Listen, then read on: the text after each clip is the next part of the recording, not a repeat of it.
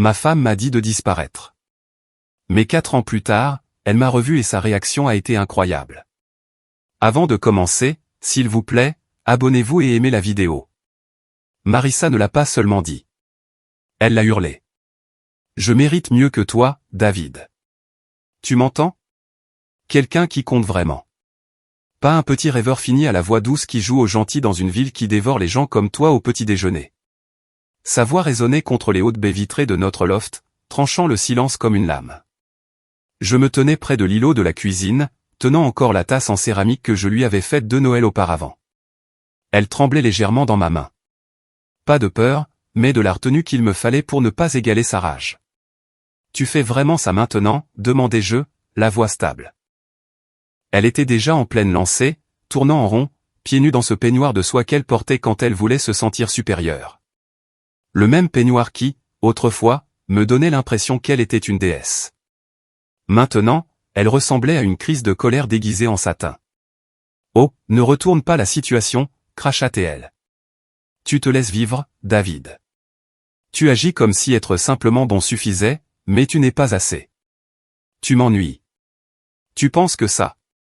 Elle désigna l'appartement, le mariage, moi. C'est une vie? J'aurais pu crier.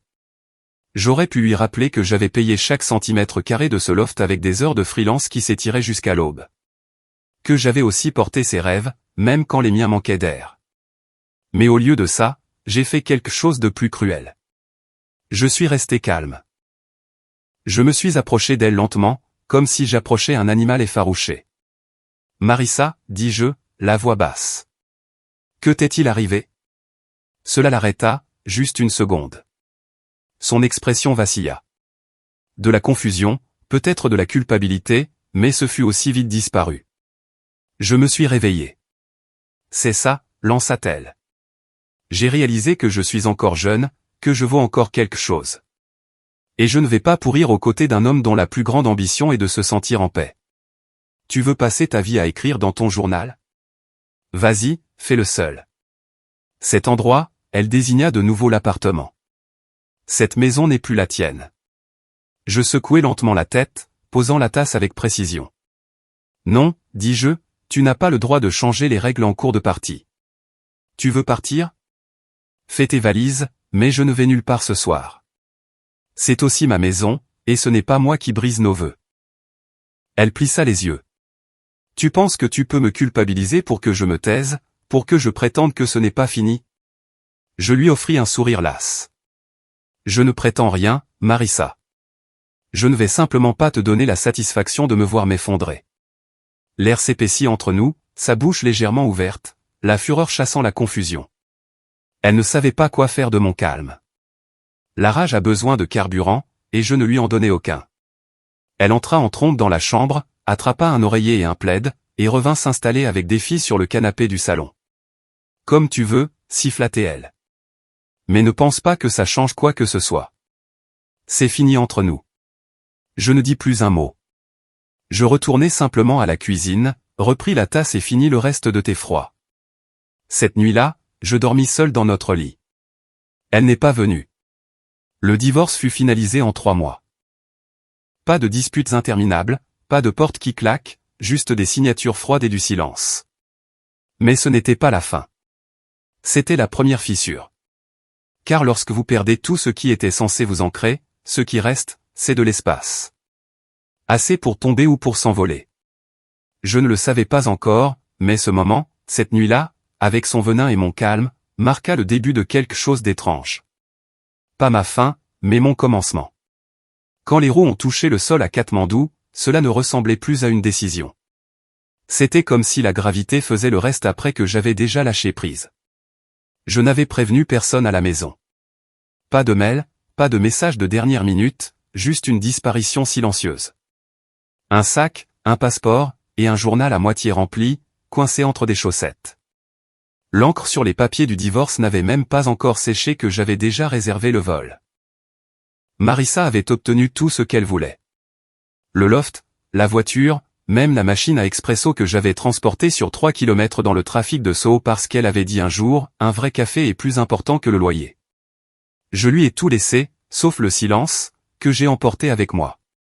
Et dans le village de Bujang, si petit qu'il n'apparaissait même pas correctement sur Google Maps, j'ai trouvé autre chose. Cela m'a frappé dès le premier matin, alors qu'un coq chantait juste sous ma fenêtre ouverte et que la brume himalayenne s'infiltrait par les volets fissurés comme si elle était plus à sa place que moi. Il n'y avait pas de mais en colère, pas de jargon juridique, pas d'écho de la dernière insulte de Marissa tournant en boucle dans mon crâne. Juste des montagnes et un calme qui ne ressemblait pas à une perte. C'était de l'espace. J'ai enfilé mes bottes, encore éraflées par les trottoirs de la ville, et je suis sorti dans le brouillard matinal. Les enfants étaient déjà debout, courant pieds nus entre les maisons en pierre, leur rire assez léger pour percer l'air dense. Une chèvre s'est frottée contre ma jambe comme si elle m'avait connu toute sa vie. Et puis, juste devant moi, je l'ai vue. Une jeune femme avec un simple foulard jaune, les genoux dans la boue, portant une poutre sur l'épaule avec une force désinvolte que je n'avais vue que dans des documentaires. Ses yeux se sont levés vers moi une seconde, et elle a souri. Ce n'était pas un sourire de séduction, ni même de curiosité, juste de la gentillesse, comme une voisine qui reconnaît le chagrin quand elle le voit. Elle n'a pas parlé, moi non plus. Au lieu de ça, j'ai suivi les autres jusqu'au chantier. Une école à moitié effondrée, laissée en ruine par un vieux tremblement de terre. Mes mains n'étaient pas habituées à ça. Des callosités se sont vite formées, et l'altitude me donnait l'impression de soulever des briques sous l'eau. Mais à midi, j'avais plus ri qu'en des mois. Pas de grands rires, pas encore, mais des petits, ceux que l'on laisse échapper quand quelqu'un renverse de la peinture ou chante les mauvaises paroles d'une chanson locale. Et quand je suis retourné dans ma hutte au mur d'argile ce soir-là, les muscles endoloris, les vêtements couverts de poussière, je ne me sentais pas brisé. Je me sentais épuisé, mais de la meilleure des manières.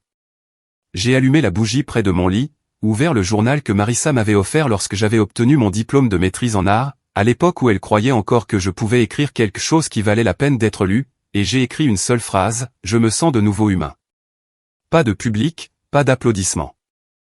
Juste cette ligne griffonnée sur la page, comme la preuve que j'étais toujours là, toujours capable de construire quelque chose, même si ce n'était pas un mariage.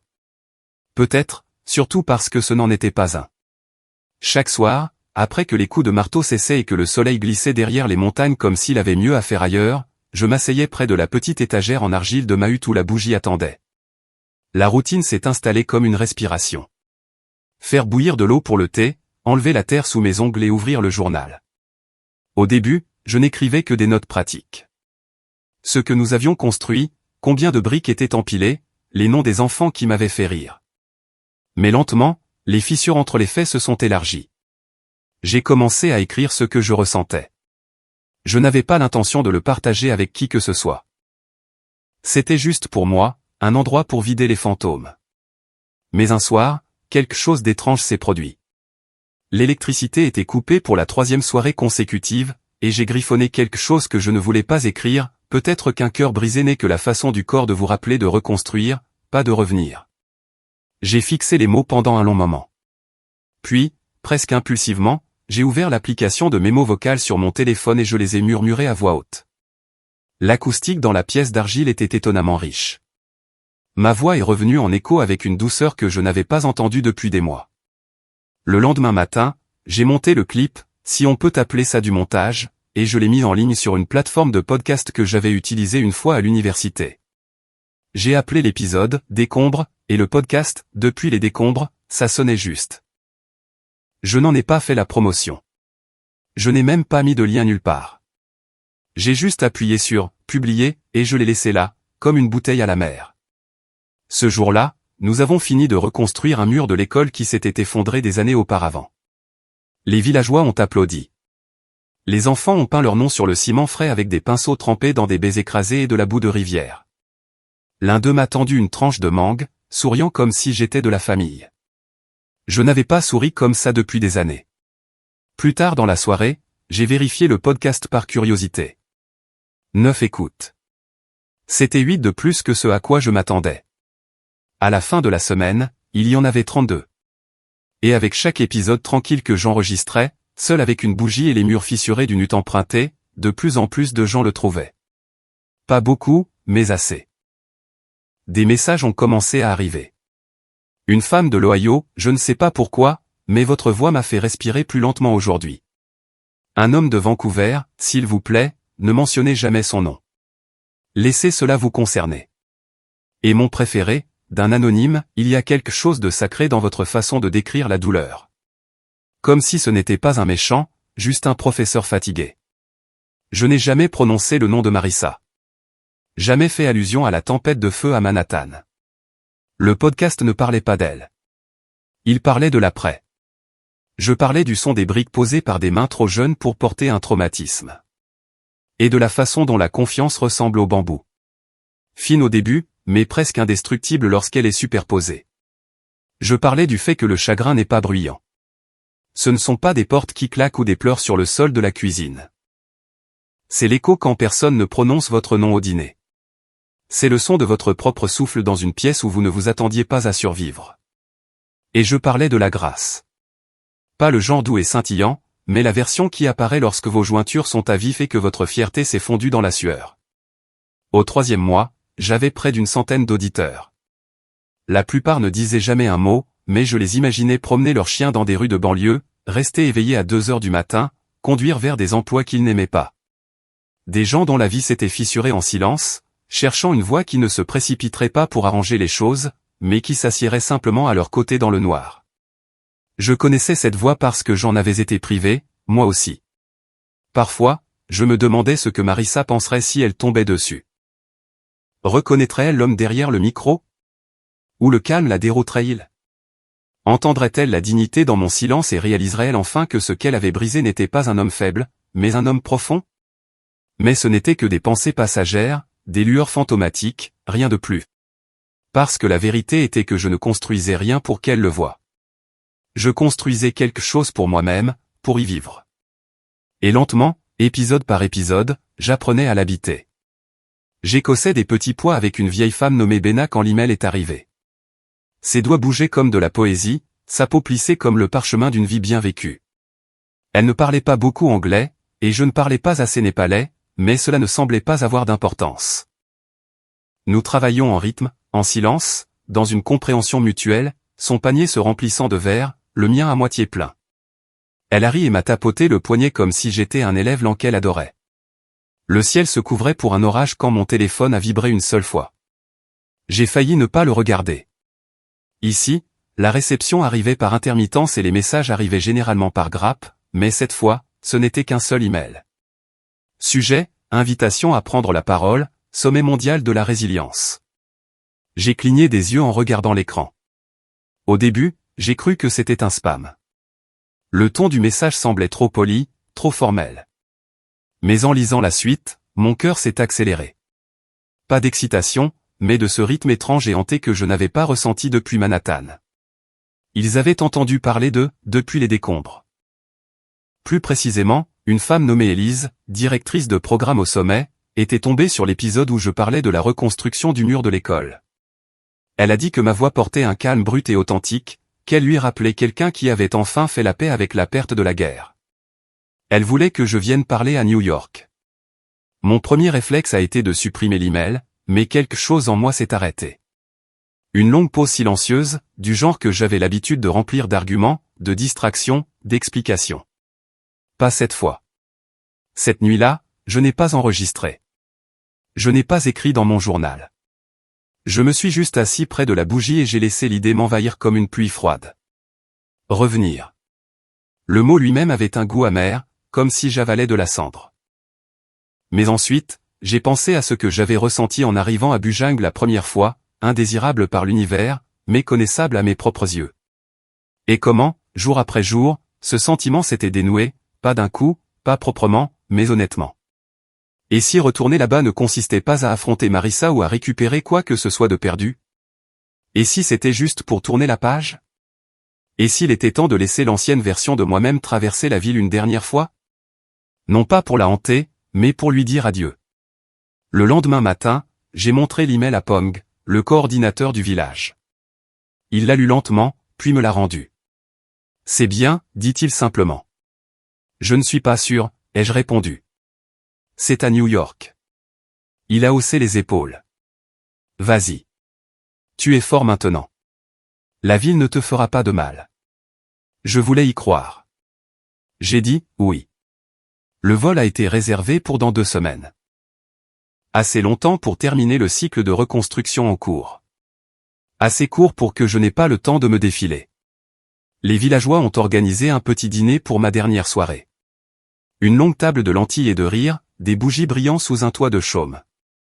Béna m'a mis un bracelet dans la main, fait de cuivre fin et de minuscules perles rouges.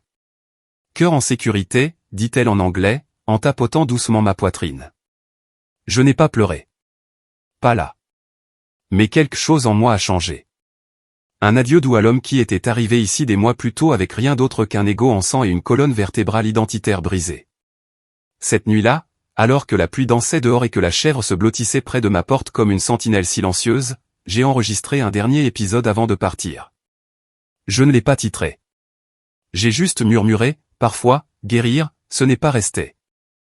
Parfois, c'est revenir sans rien avoir à prouver. Et j'ai laissé la bougie brûler jusqu'à ce que la flamme s'éteigne d'elle-même. La ligne d'horizon n'avait pas beaucoup changé. Cela m'agaçait plus que ça n'aurait dû.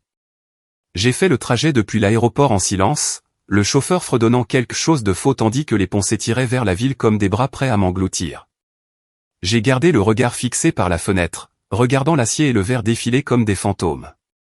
New York était toujours New York, bruyante, agitée, affamée, mais je n'étais plus le même homme dont elle se nourrissait autrefois. Le sommet se tenait dans un hôtel 5 étoiles de Midtown, un de ces endroits où tout sent légèrement l'eucalyptus et l'ambition. Le hall brillait de trop de lumière. Tout était poli. Froid. Le genre de froideur que l'argent porte comme un parfum. Ils m'ont donné un badge qui semblait plus lourd que prévu. David Marin, conférencier invité, depuis les décombres. Je l'ai épinglé à mon revers comme un petit acte de reddition. Je ne devais parler qu'au panel du soir, alors j'ai erré dans l'espace, saluant poliment des étrangers aux poignées de main fermes et aux yeux brillants. Les gens me saluaient comme s'ils me connaissaient déjà. Pas le moi qui dormais autrefois sur un canapé dans un loft de Manhattan, mais la version qu'ils entendaient dans leurs écouteurs en faisant du jogging ou en pleurant dans des voitures garées. La version que j'avais créée pour moi-même à partir de rien. Pendant ce temps, dans un coin caché de la cuisine du banquet, quelqu'un d'autre nouait son tablier avec des nœuds serrés et anxieux. Marissa. Elle n'avait pas entendu mon nom depuis longtemps, s'était entraînée à ne pas le taper, à ne pas y penser. Et pourtant, au moment où le directeur de la salle de bal a mentionné nonchalamment la liste des conférenciers, quelque chose dans ses entrailles a coulé comme une pierre. Elle s'est dit que ce n'était pas possible. Mais quand la voix est sortie des haut-parleurs pendant la balance, ma voix, douce mais ancrée, c'était comme si le passé s'était fissuré et avait renversé du vin sur tout. Elle tenait un plateau de flûte de champagne. Elle tremblait dans ses mains tandis que l'air s'épaississait. Je veux juste confirmer les niveaux de micro pour David Marin, a dit le technicien nonchalamment dans le système. Et c'est tout ce qu'il a fallu. Elle s'est cachée derrière le rideau si vite qu'elle a failli percuter un autre serveur. Son cœur battait contre ses côtes comme s'il voulait s'échapper. Par la fente entre les pans de velours, elle a jeté un coup d'œil. J'étais là, debout près de la scène, souriant à un dignitaire en costume sur mesure. Mes cheveux étaient plus courts maintenant, plus soignés. Il y avait un éclat sur ma peau, une assurance dans ma posture qu'elle n'avait jamais vue auparavant, ou jamais remarquée. Mes vêtements n'étaient pas chers, mais ils tombaient bien. Confiant, simple. Je ne ressemblais pas à un homme qui avait un jour pleuré silencieusement dans notre cuisine, implorant des réponses qu'elle n'a jamais données. Je ressemblais à quelqu'un qui ne posait plus de questions du tout. Elle a posé une main sur son ventre, essayant de respirer. Le plateau qu'elle avait abandonné vacillait dangereusement sur une table d'appoint. Et pour la première fois depuis des années, Marissa a ressenti quelque chose qu'elle ne s'était jamais permis de ressentir en public. La honte. Une honte qui brûle en profondeur. Le genre qui ne crie pas. Elle murmure, tu as eu tort, encore et encore, jusqu'à effilocher les bords de ce que vous pensez être. Elle est restée derrière ce rideau aussi longtemps qu'elle a pu, jusqu'à ce que quelqu'un l'appelle 2 fois et qu'elle doive se ressaisir. Mais quelque chose s'était déjà brisé en elle, car là, dans la ville même qu'elle avait autrefois gouvernée avec bravade et cruauté intelligente, l'homme qu'elle avait rejeté se tenait maintenant sous les projecteurs. Et elle portait des verres, ses talons lui faisaient mal, ses mains tremblaient, et bien qu'elle ne puisse dire pourquoi, elle s'est soudain sentie petite d'une manière qui n'avait rien à voir avec le revenu ou le titre du poste. C'était quelque chose de plus profond, quelque chose de sacré. Elle ne me parlerait pas ce soir-là, n'oserait pas, mais elle a regardé de loin, derrière les plateaux et les arrangements floraux, depuis le bord de la lumière, comme un fantôme hantant une vie qu'elle possédait autrefois. Et quand je suis finalement monté sur le podium, m'éclaircissant la gorge avant de parler, j'ai balayé la foule une fois, juste une fois. Je ne l'ai pas vue, mais elle m'a vu, et cela, d'une certaine manière, a suffi à déclencher l'effondrement. Elle n'avait pas l'intention de le chercher à nouveau, mais l'œil à sa propre volonté quand la culpabilité le guide. Depuis le bord de la salle de bal, elle se tenait à moitié cachée par un rideau, tenant un plateau de hors-d'œuvre intact, ses mains raides et maladroites sous les gants de tissu noir. Et il était là. David se tenait sous un lustre de cristal qui semblait coûter plus cher que la voiture qu'ils avaient partagée. Il ne souriait pas comme avant, nerveux, cherchant l'approbation. Non, son sourire était mérité, le genre de calme qui pousse les gens à se rapprocher, non par pitié, mais par respect. Une femme en tailleur bleu marine lui a touché le bras en riant de quelque chose qu'il avait dit. Un autre homme lui a tapé dans le dos, hochant la tête comme s'il venait de résoudre quelque chose d'important. Et pour la première fois de sa vie, Marissa a ressenti ce que signifiait être invisible. Pas ignoré, pas éclipsé, effacé. Il était radieux d'une manière qu'il n'avait jamais été lorsqu'il se tenait en face d'elle dans leur cuisine, tenant une assiette dans une main et des rêves dans l'autre. À l'époque, elle le pensait faible, trop gentil, trop doux pour survivre dans le monde qu'elle voulait conquérir. Mais maintenant, la pièce se pliait autour de lui. Les personnes même dont elle cherchait la validation le poursuivaient maintenant, et elle n'était même pas sur la liste des invités. Le plateau est devenu plus lourd dans ses mains. Elle a changé de poids, les talons mordant ses voûtes plantaires, une perle de sueur se formant sous son col malgré la climatisation parfaite de l'hôtel. Quelqu'un l'a frôlée avec un appareil photo. « Excusez-moi », ont-ils marmonné sans la regarder. Elle a regardé le plateau, les minuscules canapés parfaits qu'elle n'avait pas faits, pas planifiés, pas même goûtés, juste servis, juste portés. Comme un fantôme, comme un regret fait cher. C'était censé être un travail temporaire, juste le temps que les choses se stabilisent.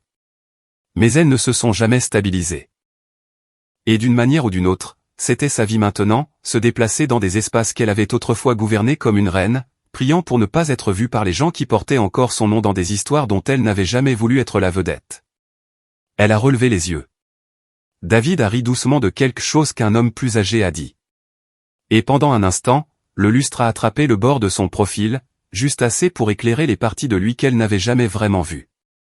La façon dont il se tenait droit maintenant, comme quelqu'un qui n'avait plus besoin d'approbation. La chaleur dans ses yeux qui n'était plus pour elle.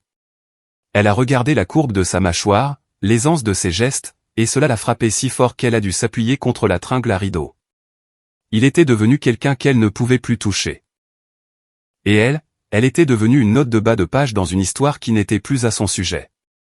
La salle a applaudi. Elle a tressailli. Il n'avait même pas encore parlé, mais déjà il l'aimait.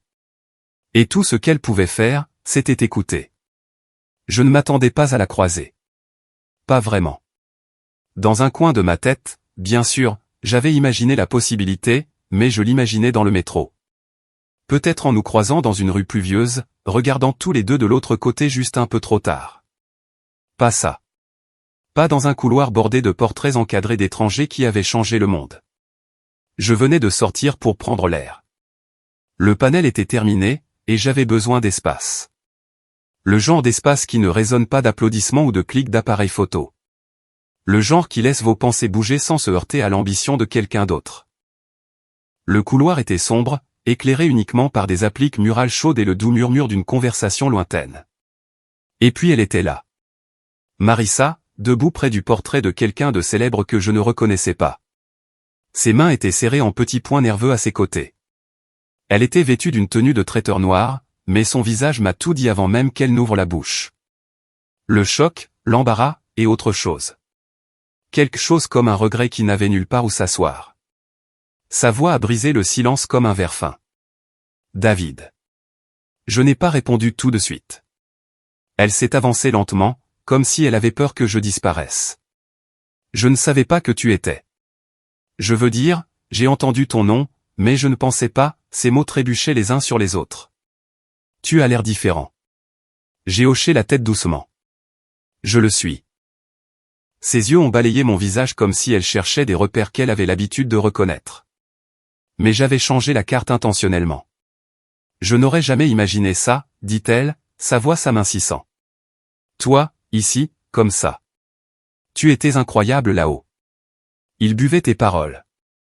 Je n'ai pas souri. Je ne suis pas venu pour impressionner qui que ce soit, dis-je simplement. Elle a hoché la tête rapidement, sa bouche se tordant. Non, bien sûr que non. C'est juste que... Elle s'est arrêtée. Quelque chose a vacillé derrière ses yeux. Peut-être de la douleur. Peut-être un souvenir. Je pense à nous parfois, murmura-t-elle. Beaucoup, en fait. Il y eut un temps de silence, du genre qui demande la permission de devenir quelque chose de plus lourd.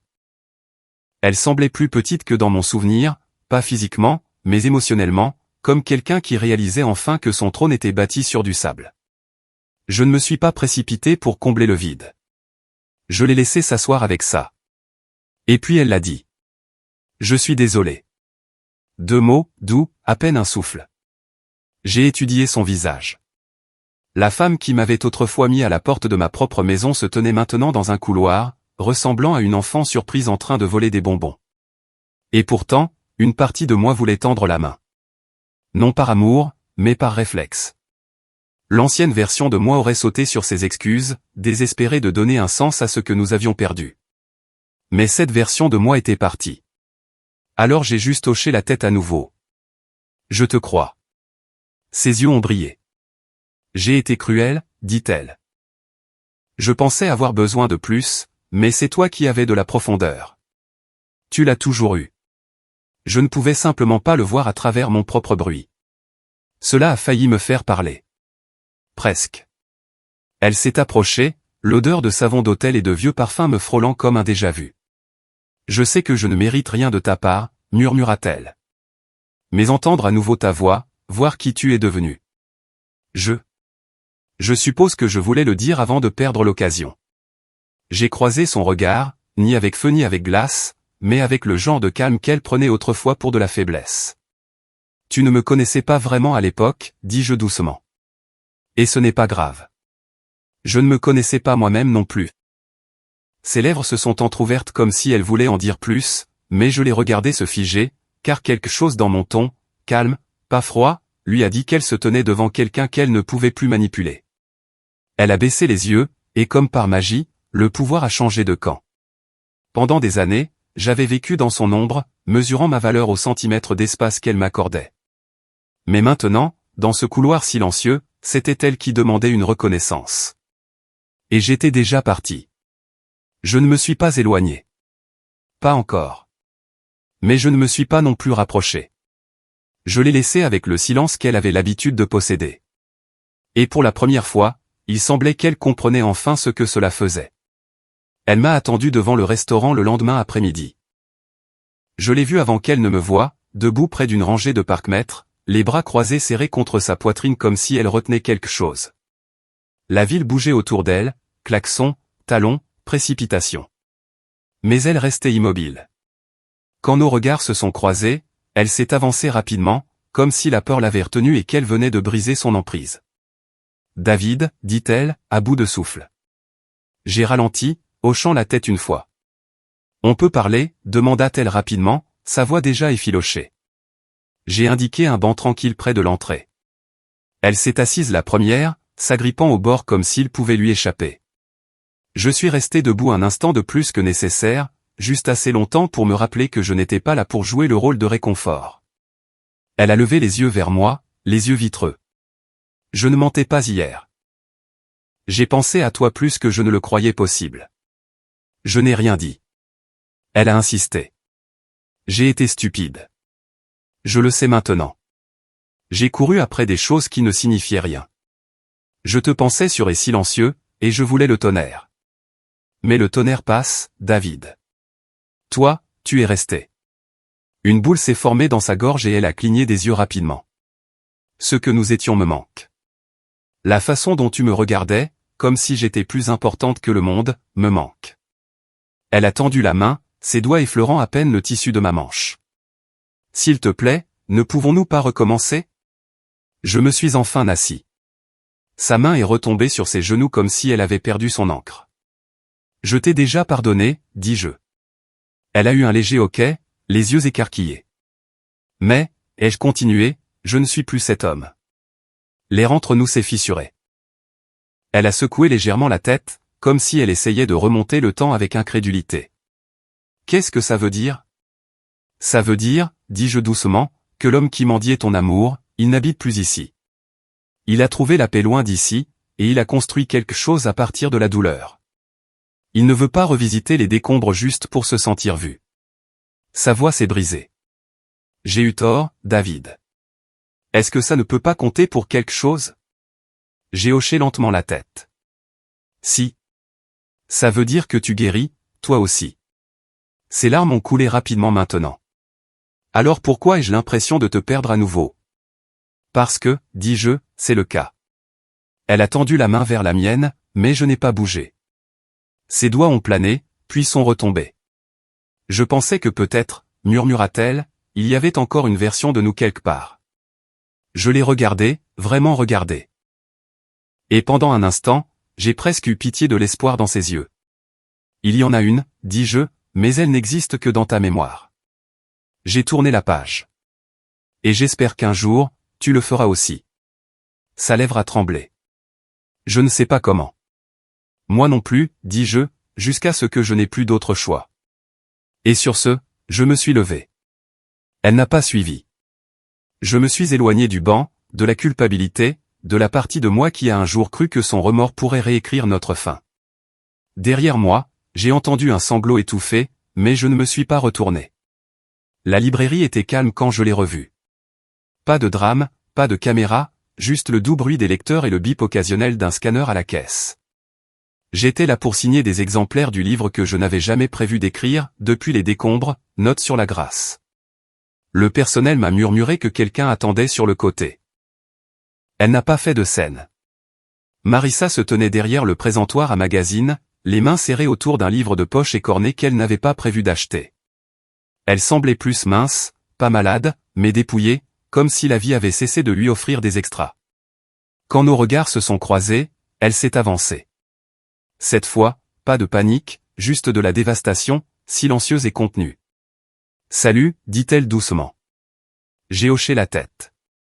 Elle a jeté un regard autour d'elle, puis a posé quelque chose sur la table devant moi. Mon livre. Elle en avait acheté un exemplaire. J'ai écouté, murmura-t-elle. Chaque épisode, chaque mot. Je ne savais pas qui tu étais à l'époque. Pas vraiment. Mais maintenant, je t'entends. J'ai passé une main lentement sur la couverture, gardant ma voix égale. Je ne m'attendais pas à ce que tu le fasses. Elle a dégluti, regardant ses mains comme si elles pouvaient disparaître. Je n'ai pas le droit de te demander quoi que ce soit. Je le sais.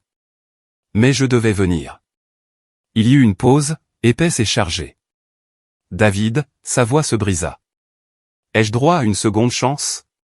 Elle l'a dit comme quelqu'un qui mise tous ses jetons sur un dernier numéro, comme si elle connaissait les probabilités, comme si elle avait déjà perdu mais voulait l'entendre de mes lèvres.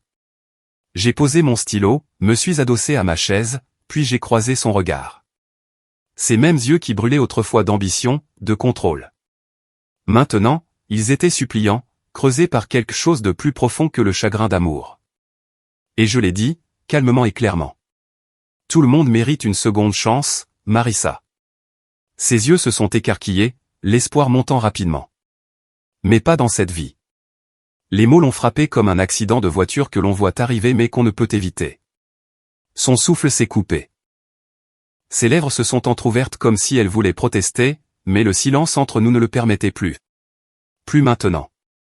Elle a reculé lentement, une main sur son ventre, comme pour retenir quelque chose à l'intérieur qui venait de se briser. Je pensais. Je sais, dis-je. Tu pensais que j'aurais encore besoin de ce que tu m'as enlevé, que je serais encore l'homme debout dans notre cuisine, mendiant ton amour. Les larmes coulaient librement maintenant, sans être cachées. Je ne suis plus lui. Elle a hoché la tête, ou peut-être tremblé, je ne saurais dire. Je suis désolé, murmura-t-elle. Et cette fois, je l'ai cru. Mais je ne le lui ai pas dit, car tourner la page ne vient pas toujours avec de la gentillesse.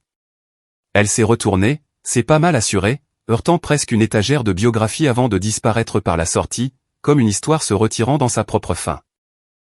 J'ai expiré lentement, sans triomphe, sans vengeance, juste avec finalité. Elle se souviendrait de cette phrase pour toujours, non pas parce qu'elle était cruelle, mais parce qu'elle était honnête. Et parfois, l'honnêteté est la lame la plus tranchante de toutes. Je ne sais pas exactement quand ça a commencé. Peut-être après la librairie. Peut-être après avoir prononcé ces mots, ceux que je n'avais pas répétés, mais qui mijotaient en moi depuis des mois. Tout le monde mérite une seconde chance, mais pas dans cette vie. Ils ont résonné plus fort que je ne le pensais. Et pas seulement pour elle, pour moi aussi. J'ai continué à enregistrer le podcast. Chaque semaine, comme je l'avais fait dans la hutte, bien que maintenant je sois assis dans un petit appartement tranquille avec des parquets et une seule plante que j'essayais de ne pas tuer. Les murs étaient blancs, propres, pas un souvenir de Marissa en vue. Je n'ai jamais prononcé son nom dans le podcast, pas une seule fois. Mais je savais qu'elle écoutait. Au début, je n'étais pas sûr, mais ensuite les messages ont commencé à arriver. Anonymes, des noms d'utilisateurs intraçables, pas de photos de profil, juste de brèves et silencieuses explosions de quelque chose qui ressemblait à du repentir. L'épisode d'aujourd'hui m'a anéanti. Vous n'avez aucune idée à quel point vos mots coupent et guérissent. Je comprends enfin ce qu'est vraiment la grâce. Je savais que c'était elle. Je le sentais dans la façon dont elle formulait ses phrases. Tranchante mais douloureuse. Comme quelqu'un qui essaie d'écrire à travers la honte. Elle n'a jamais demandé d'attention. N'a plus jamais supplié. Elle écoutait simplement, fidèlement, silencieusement. Comme une femme agenouillée devant une église qu'elle a autrefois incendiée, espérant que le vent ramènerait les hymnes à travers les ruines. Je m'asseyais devant le micro, pensant au son de sa respiration alors qu'elle attendait chaque nouvel épisode, me demandant si elle les écoutait la nuit, si elle faisait une pause pour pleurer, si elle répondait parfois à voix haute, même en sachant que je ne répondrais pas. Je n'enregistrais pas par dépit, et je n'enregistrais pas pour elle, mais je laissais les mots tomber là où ils devaient, sachant qu'elle était dans le public. Il y a quelque chose de sacré à être hanté par quelqu'un qui a enfin appris à se taire. Je n'ai jamais dit que je la détestais, parce que ce n'était pas le cas. Ce que je ressentais était quelque chose de plus profond. Pas de la pitié, pas de la vengeance, quelque chose de plus proche de la libération. Il y avait des nuits où je terminais un épisode et je restais assis dans le noir, pensant à la version d'elle que j'avais aimée. La femme avec le feu dans la voix et les tempêtes dans les mains. Je savais que cette version ne reviendrait pas. Mais la version de moi qui avait besoin d'elle non plus. Et c'est peut-être pour ça que ça fonctionnait, parce que le deuil a un rythme étrange. Il s'adoucit non pas avec des réponses, mais avec la distance. Et maintenant, en regardant les téléchargements augmenter, je ne ressens pas de fierté. Je ressens la paix. Parce qu'elle est toujours là, anonyme, invisible, écoutant un homme qu'elle a autrefois brisé, maintenant entier à nouveau. Et chaque épisode que je publie, ce n'est pas une vengeance. C'est la dernière lettre qu'elle ne recevra jamais. Mais qu'elle lira quand même. Je n'ai jamais répondu à ses messages. Pas une seule fois. Non pas que je garde rancune, ces feux se sont éteints il y a longtemps, mais parce que le silence, entre de bonnes mains, devient une forme de vérité. Certaines blessures ne sont pas faites pour être recousues avec des mots. Elles ont juste besoin de temps, de calme, de souffle. Le podcast a continué de grandir. Pas rapidement, pas de manière virale, juste régulièrement, comme une rivière lente creusant la pierre. Des auditeurs m'écrivaient de lieux que je ne verrai jamais. Des déserts, des dortoirs, des lits d'hôpital. Des gens qui ne voulaient pas de conseils. Ils voulaient juste que quelqu'un s'assoie avec eux dans leur douleur et dise « J'ai été là aussi ». Et j'y avais été. Je n'avais pas besoin de leur raconter l'histoire derrière ma voix. Ils l'entendaient quand même. Une sorte de douceur patinée qu'on ne peut pas feindre. Une patience qui ne vient qu'après que quelque chose de précieux se brise entre vos mains et que vous apprenez à ne pas maudire, juste à tenir les éclats sans saigner. J'imagine parfois Marissa dans son appartement, ou peut-être une chambre d'emprunt, un entresol, où qu'elle vive maintenant. Je la vois assise en tailleur sur le sol, les écouteurs dans les oreilles, les yeux fermés, écoutant. Pas pour moi, mais pour l'homme que je suis devenu sans elle. Et c'est la chose étrange avec la guérison. Elle fait écho. Vous pensez murmurer dans le vide, mais quelqu'un écoute toujours, quelqu'un que vous avez blessé, quelqu'un que vous avez quitté, ou peut-être quelqu'un qui vous a quitté. Et quand ils entendent votre voix, ni amère, ni brisée, juste stable, cela dérange quelque chose en eux. C'est ça, la grâce.